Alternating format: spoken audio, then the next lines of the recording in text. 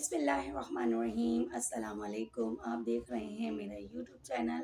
اب تک آپ نے میرے چینل کو سبسکرائب نہیں کیا تو اس کو سبسکرائب کر دیں، میری ویڈیو کو لائک اینڈ شیئر کریں اور گھنٹی کے بٹن کو ضرور دبا دیں تاکہ میری آنے والی ہر نئی ویڈیو آپ تک سب سے پہلے پہنچ سکے۔ ناظرین کرام، آج کی اس ویڈیو میں ہم بات کریں گے ایسے لوگوں کے بارے میں جو دنیا کی تنگیوں پریشانیوں سے گھبرا کر موت کی آرزو اور دعا کرنے لگتے ہیں۔ یہ بڑی بے دانشی، کم ہمتی، بے صبری کی بات اور ایمان کی کمزوری کی علامت ہے۔ نبی کریم صلی اللہ علیہ وآلہ وسلم نے اس سے منع فرمایا ہے۔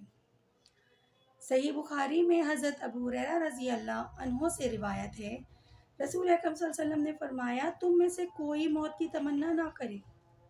اگر وہ نیکوکار ہے تو امید ہے کہ جب تک وہ زندہ رہے گا نیکیوں کے ذخیرے میں اضافہ ہوتا رہے گا، اور اگر اس کے اعمال خراب ہیں تو ہو سکتا ہے آئندہ زندگی میں وہ توبہ وغیرہ کے ذریعے اللہ تعالیٰ کو راضی کر لے۔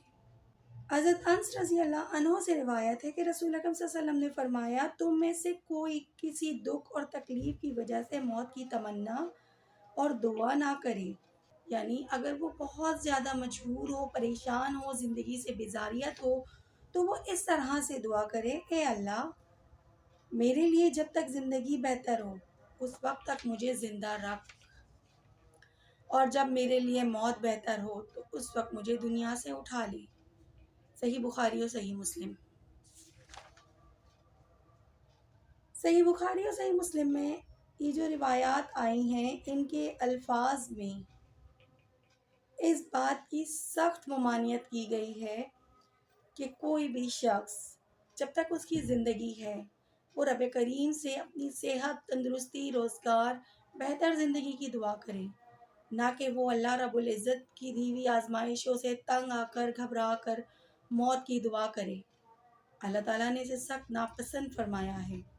اس لیے ہمیں چاہیے کہ جب ہم صحت اور تندرستی کی عالم میں ہوں تو ہم اللہ کی ڈھیروں ڈھیر عبادت کریں، اچھے اعمال کریں، تاکہ جب خدا نہ خواستہ ہم پر کوئی تنگ دستی، پریشانی یا مصیبت کا وہ لمحہ آئے تو ہمیں ان اعمال سے تقویت ملے، نہ کہ ہم نا امید ہو کر اللہ رب العزت کی بارگاہ میں اس دعا کو بار بار مانگیں جس کے مانگنے سے اس نے ہمیں منع کیا ہے۔